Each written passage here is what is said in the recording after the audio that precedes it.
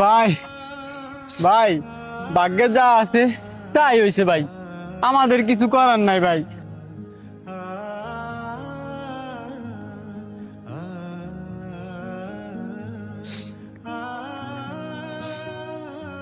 আরে ভাই, কি হয়েছে আপনার? আপনি হেনে বসে কান্না করতেছেন কি লিগা? হাট হলো ওই দূরে, আর আপনি এত দূরে আইসা বয়ে বয়ে কান্দাছেন। কোনো কিছু হয়েছে? কোনো টাকা পয়সা হারাইছে? না ভাই, কোনো টাকা পয়সা আর হয় নাই ভাই।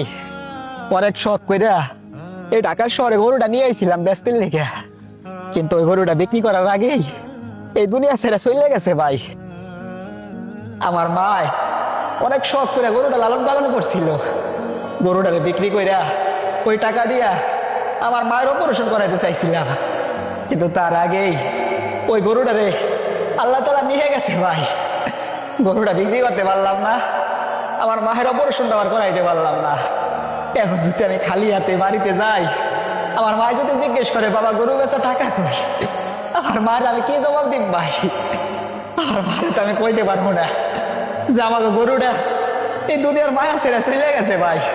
তাইলে হয়তো আমার মা এই গরুর কষ্টে এই দুনিয়া ছেড়ে চলে গেছে। এখন আমি কি করবো ভাই?